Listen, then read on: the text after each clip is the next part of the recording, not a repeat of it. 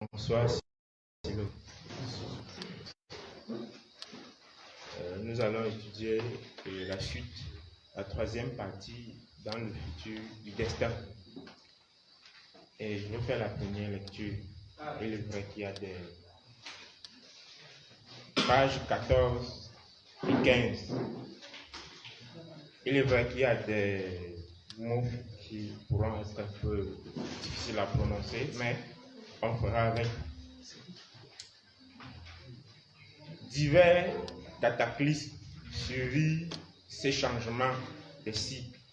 Il y eut désormais 3 gouffres entre l'univers et l'eau de la Renaissance. Le premier gouffre s'appelle Su, dont le son renvoie à un P et un S atténué par U.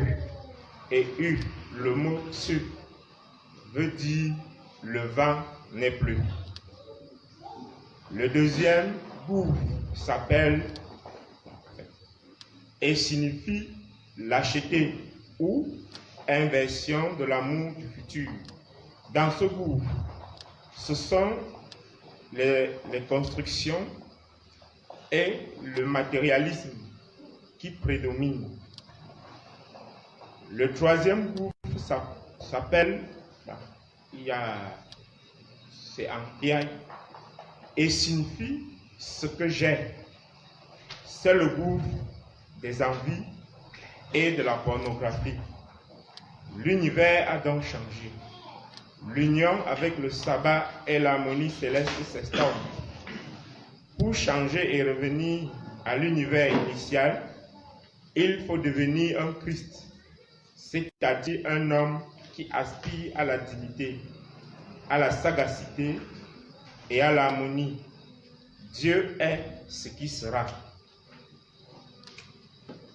Silo, nous partons du fait que la semaine passée, on a dit vers la fin du thème qu'il y a eu un mauvais éveil. Et ce mauvais, ce qui a suivi par rapport à ce mauvais éveil. Mais je voudrais aborder un aspect. Ça peut être, ce sont des hypothèses. La première hypothèse, ce qui est écrit dans la Bible, c'est ce qui est vrai, en tout cas c'est ce qui est écrit dans la Bible, disant que Dieu, il y a eu des anges de Dieu qui ont bagarré avec les anges avec Lucifer et qui l'ont chassé vers la terre. Il a donc chuté. Ça, c'est la première, pour moi, c'est la première hypothèse, et c'est ce que la Bible dit. Mais maintenant, l'un des aspects du fait de la réflexion, de réfléchir, est-ce que, moi je réfléchis, je mets une réflexion, ça peut être scientifique, ça peut être spirituel, mais est-ce que c'est donc possible qu'un créateur puisse se retrouver en train de bagarrer avec sa créature? Parce qu'il se peut, vu qu'il y a eu un roi, Constantin Ier, qui a manœuvré l'aspect de l'Église à sa façon, la Bible ou les Saintes Écritures à sa façon, et il se peut qu'il se dit, bon, s'il y a eu la guerre dans les cieux, on peut aussi faire la guerre sur la terre pour implanter les églises. Ça, je ne sais pas, peut-être c'est ce qui se dit, pour que certaines choses se passent autrement. Vu que jusqu'aujourd'hui, on tente, de par la civilisation, à nous imposer certaines choses qui ne sont pas, qui ne devraient pas, qui n'est pas le nôtre. Qui n'est pas le nôtre. Maintenant, la seconde hypothèse est celle-ci. C'est que Satan, Lucifer étant l'ange de lumière, étant sûr de lui, se dit qu'il pouvait se détacher de Dieu naturellement. Et en se détachant de Dieu avec ceux qui l'accompagnaient, avec certains anges qui l'accompagnaient, moi c'est mon hypothèse, et il se retrouvait face à un gouffre, puisque lorsqu'on se détache de Dieu, la continuité devient difficile. Et comme il se retrouvait face à un gouffre, il fallait qu'il définisse le gouffre. Et la définition de ce gouffre-là peut donc être les 3 réalités que nous allons voir. Maintenant, Ceux qui ont donc reçu la Bible, sur quel aspect ils sont tenus?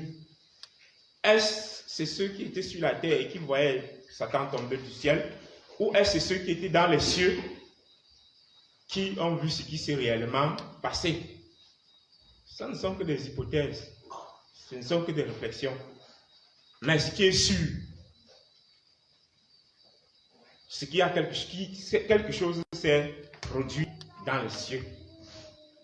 Et lorsque cela s'est produit, il y a une rupture avec ce qui était au départ. Et cette rupture a donc créé des inconvénients. Et c'est ces inconvénients qui sont donc vécus comme des cataclysmes. C'est ces inconvénients qui jusqu'aujourd'hui influencent sur nous. Vu qu'après ça, l'homme aussi, lui, a été affecté par ce cataclysme. Il a été affecté à plusieurs degrés, à plusieurs dimensions, au niveau de la vision, au niveau du ressenti, au niveau de l'option, au niveau de la réception de l'énergie divine. Il a donc vécu aussi toutes ces choses-là. Et nous devions simplement comprendre, en acceptant que oui, il y a eu quelque chose, mais Dieu est en train de nous amener à la correction de ce qui s'est réellement, de ce qui s'est passé. Mais pour que nous allions aussi vers ce qui s'est passé, il faut que nous fassions le bilan. Il faut que nous retrouvions l'essence originelle de ce qu'on a perdu, de ce qui a été perdu, de ce qui s'est produit, de ce qui nous manque. Maintenant, si nous partons du fait qu'il y a eu seulement 3 gouffres, même notre guide nous l'a dit, bien avant, qu'il n'y a pas eu seulement 3 gouffres, puisque chaque gouffre peut créer autant d'autres possibilités de gouffres qu'il soit. Mais allons dans l'option des 3 gouffres, puisque c'est ce qui nous intéresse. C'est ce qui est là pour le moment. Il y a eu désormais 3 gouffres entre l'univers et l'eau de la Renaissance. Donc, entre l'univers et l'eau qui sert de purification,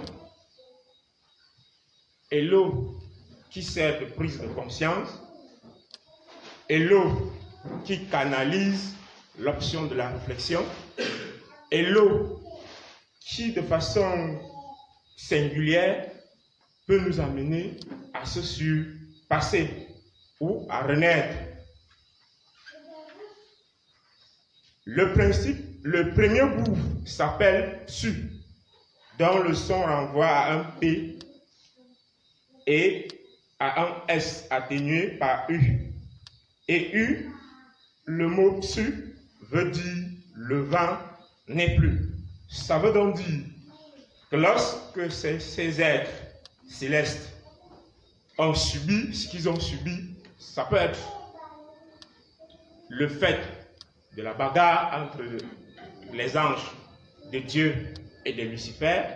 Ça peut être le fait que Lucifer, s'étant senti lumière, a cru qu'il pouvait se détacher de Dieu. Mais toujours est-il que le vent s'est arrêté, il n'y a plus le vent. Et tout le monde sait que lorsqu'il n'y a plus le vent, il y a des possibilités que la pesanteur, il n'y a plus de possibilités de l'attraction. Il n'y a plus de possibilité même de respirer. Du coup, ça crée beaucoup d'autres inconvénients par la suite. Le deuxième gouffre s'appelle, c'est Ankiaï, je me passerai de cette lecture vraiment, parce que, oui, et il signifie lâcheté ou inversion de l'amour du futur. Donc, dans le deuxième gouffre, il y a eu la lâcheté. La lâcheté du fait qu'ils ne s'attendaient pas. La lâcheté du fait qu'ils aient été surpris de l'arrêt du vent. La lâcheté, parce qu'il peut aussi avoir la lâcheté, parce que quelqu'un a cru qu'il connaissait beaucoup, et lorsqu'on a arrêté ce qui lui soutenait, il s'est rendu compte qu'il ne connaissait pas grande chose. C'est là la lâcheté. Et lorsqu'il y a eu cette lâcheté, forcément, il doit avoir ou inversion. Lorsqu'on se rend compte qu'on a été lâché, il faut trouver les possibilités de se relancer. Et dans ces possibilités de se relancer, c'est l'amour en soi qui prend un coup. Parce qu'on se fâche contre soi-même. D'où la nécessité de Lucifer à Satan. Ou alors, tout simplement, de certaines personnes que Dieu choisit, il envoie sur la terre d'une façon ou d'une autre, et viennent sur la terre, mais ils ne jouent pas la mission pour laquelle ils sont venus. Peut-être parce qu'ils ont vu les filles de la terre, et les filles de la terre étaient très belles. Et au lieu de s'occuper de l'enseignement qui leur avait été donné, ou qui leur est donné, ils se sont plutôt occupés des filles de la terre. Et ça a donné la race des géants. Dans l'amour a pris un coup, et ça se démontre, puisqu'après ça, la race des géants, et ils étaient suffisamment méchants. C'est la Bible qui les qualifie de méchants. Dans ce cours, ce sont les constructions. Les constructions d'abord mentales.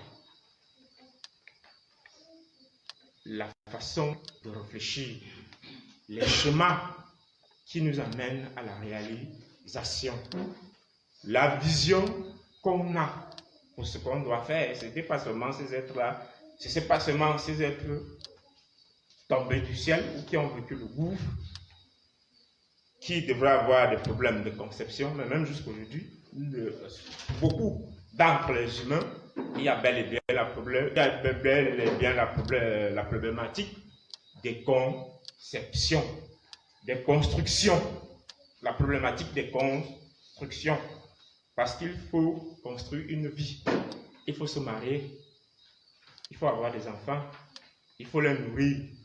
On est père de famille, on est mère de famille, ainsi de suite, ainsi de suite. On est membre d'une société, quelle qu'elle soit, ça peut être une société secrète ou pas, mais toujours est-il qu'on est membre d'une société et il faut remplir les conditions.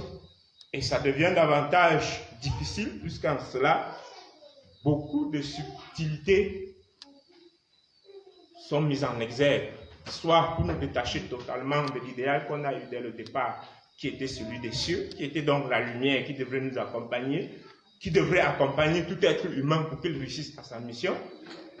Donc, il y a aussi le matérialisme. Et dans le sens du matérialisme, on peut voir forcément l'argent, puisque l'argent est l'un des aspects qui canalise le mieux le matérialisme. Donc, on arrive, ceux des cieux, des anges, ou même simplement l'homme, arrive, il trouve l'argent, il trouve le bien matériel, il trouve les terrains, il trouve les voitures, il trouve tout ce qui est bien à ses yeux, vu que quelqu'un a dit que Dieu, lui, peut rester là-bas en haut. Nous sommes ici sur terre, il y a beaucoup de choses à faire. Sauf que si Dieu reste là-bas en haut et nous sommes sur terre, et qu'on se coupe de sa lumière, il y a de fortes chances que toutes ces choses-là ne nous servent pas à quelque chose. Et du coup, lorsqu'il y a le matérialisme, il y a à côté la domination. Et dans la domination, tous les coups sont permis. Dans la domination, tous les coups sont permis. Aujourd'hui, on peut voir au niveau des races, il y a des races qui s'élèvent et qui décident de croire qu'ils sont les seuls sur qui on doit compter pour faire n'importe quoi. Or, est-ce que c'est ça, c'est ce qui était prévu au départ de par la lumière originelle? Non. Puisque les races, ne disons pas que les races s'égalaient, mais disons plutôt qu'ils devraient avoir une certaine union, une certaine unicité. une certaine complicité entre les races, pour que la vie reste telle qu'elle, au départ de la lumière elle-même, la vraie. Parce que même la lumière elle-même, vu le fait qu'il y a eu gouffre, même la lumière elle-même a subi des transformations dans le sens parfois négatif. Et jusqu'aujourd'hui, ça se voit même dans nos façons de créer. Certains créent les âmes, en tout cas chacun crée. Il y en a qui créent les statues, les monstres, même la terre elle-même a subi. Vu qu'à un moment donné, les monstres sont sortis sous la terre. Et il y en a aujourd'hui qui nous ramènent toujours vers le sous-sol. Allusion, pétrole, or, bon, diamant, tout ça c'est sous la terre, non? Mais ce qu'on oublie, c'est que parfois en allant chercher ces choses sous la terre, on éveille des esprits qui sont parfois incontrôlables. Imaginez que sous la terre, il y a le pétrole. On va aller puiser le pétrole. Mais après, qu'est-ce qu'on met à l'endroit du pétrole puisé? Rien du tout. Et quand la terre va s'affaisser, en avalant certains, on va encore se plaindre. C'est ce qui se passe. Quand il y aura inversion, dans le temps, dans les saisons, on va se plaindre. Mais en réalité, qui a causé?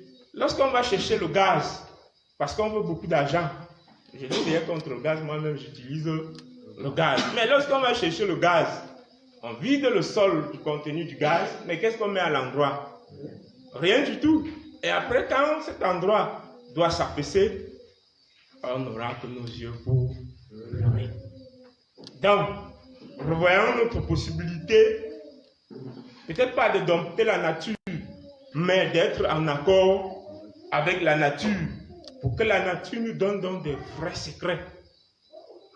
Et en nous donnant des vrais secrets, il y a des possibilités qu'on n'aille pas sous la terre, vider la terre de sa substance, puisque le pétrole, c'est une substance. Vous ne savez pas quelle importance ce pétrole a sous la terre. Et ce n'est pas seulement le pétrole, ça peut être le zinc, tout ce qu'on fouille sous la terre et qu'on trouve sous la terre. C'est ça le pouvoir du matérialisme. Et ça nous perturbe. Rien que le pétrole ou toute autre chose, même l'eau, puisque de nos jours, on tend, les scientifiques tendent à nous démontrer que la prochaine richesse, c'est de l'eau. L'eau, la bonne eau. L'eau purifiée, l'eau, en fait, même, ça se voit même dans nos boutiques aujourd'hui, ce qui se vend le mieux, c'est de l'eau. Mais lorsqu'on extrait de cette eau, qu'est-ce qu'on remet à la place? Vu qu'on n'est pas Dieu, si on extrait, il y a eu donc un manque. Faisons suffisamment attention sur ce que nous voulons pour la terre. Si nous voulons vivre longtemps, faisons attention. Il y a beaucoup de possibilités que Dieu peut nous donner si nous sommes réellement avec lui, si nous réacquérons la lumière originelle, la lumière telle qu'elle était au départ, pas celle qui a subi des perturbations, mais celle qui était au départ. On peut avoir beaucoup d'opportunités dans la réflexion, dans le réfléchir. Dans les ondes, on peut avoir beaucoup d'opportunités à redonner à notre terre, mais les bonnes possibilités, vu que du côté de l'Ouest, au Cameroun, par exemple, on dit, si Dieu renvoie à la terre, il faut se rappeler souvent de cette dimension lorsqu'on veut faire quelque chose avec la terre. Le troisième gouffre s'appelle, je me passerai un peu de cette lecture aussi, et ce n'est pas de ma faute, parce que c'est le Hial, et chacun sait comment prononcer en fonction des objectifs ou en fonction de sa capacité à être. Et signifie ce que j'ai. Un autre aspect qui perturbe davantage l'homme, ce que j'ai. Et ce que j'ai renvoie au prime abord donc être obsédé à l'obsession de ce qu'on a. On s'empare et on dit ça c'est ma part. Mais ce qu'on oublie, au-delà de ce qu'on a, il y a ce que je suis. Et c'est en étant, c'est en comprenant ce que je suis ou qui je suis qu'on peut mieux intégrer la notion de ce que j'ai. Et lorsque ce que je suis, qui je suis, coordonne via la lumière divine, via l'Esprit de Dieu, via Jésus-Christ, via le Saint-Esprit, via le Souffle Saint, coordonne mieux ce que je dois avoir, en cela je serai en connexion et en harmonie avec la nature, mon environnement et la nature divine. Et là, l'homme retrouve toutes ses lettres de noblesse. Et là, il est l'homme voulu de Dieu. Dieu est avec lui tous les jours. Et au-delà de Dieu est avec lui tous les jours, qui est aussi l'option d'Emmanuel, mais il est aussi Christ. Parce qu'il a l'amour véritable, parce qu'il vit dans l'amour véritable, et son futur n'aura plus perdu de son amour. Son futur devra répondre simplement à qui il est réellement. Et les objectifs de ce futur-là peuvent donc être fixés, et dans l'épanouissement, chacun trouve son compte. En cela, il n'y aura plus de faibles. Il n'y aura plus des races qui sont considérées comme des races faibles. Il n'y aura plus des esclaves des autres. Et sur ce fait des esclaves des autres, depuis un bout de temps, je constate que nos jeunes, nos frères, surtout ceux qui sont de l'autre côté, et je ne leur manque aucun respect, bien entendu, mais je constate qu'ils tendent à nous chosifier, nous qui sommes restés en Afrique, et à se dire, ceux-là, ils croient trop en Dieu, et partout il y a les églises. Mais sachant que, pour comprendre qui on est, si on est africain, et si on veut s'assumer, notre part a lieu à la spiritualité. Et qui dit spiritualité dit un lien particulier avec Dieu. Donc si vous deviez avoir un reflet par rapport à nous qui sommes restés en Afrique, sachez que nous sommes tenus à rentrer à ce qui est à l'origine ou à l'originel, parce que c'est Dieu qui a tout au départ. Oui, les ancêtres ont une partie, les aïeux ont une partie, mais celui qui a la globalité de ce que nous devions avoir et de ce que nous avons, c'est Dieu le Créateur. Et c'est normal qu'à un moment donné, lorsque quelqu'un est en train de se chercher, ça peut être tout un continent, lorsqu'on est en train de se chercher réellement, que l'on puisse se référer à l'être qui au départ était global. Donc, sachons tout simplement que l'Africain doit aller simplement de l'avant. Il est vrai que même dans ces églises, il n'y a pas tout n'est pas toujours bon, tout n'est pas toujours clair, mais il faut commencer quelque part. Et il faut que ceux de l'autre côté nous acceptent tels que nous sommes lorsqu'ils viennent vers nous, qu'ils ne se disent pas qu'ils sont allés apprendre et qu'ils nous dépassent. Ce n'est pas de cette façon qu'il fallait voir. D'ailleurs, de plus en plus, ils ressentent le malaise de ça parce qu'il y a des ceci et de cela lorsqu'ils reviennent avec nous. On les met toujours mal à l'aise. Imaginez, vous venez en Afrique, vous donnez peut-être dans le dépannage à un ami, vous lui donnez quelque chose, de l'argent. Quand il va toucher, il ressent le fait que vous lui manquez, vous lui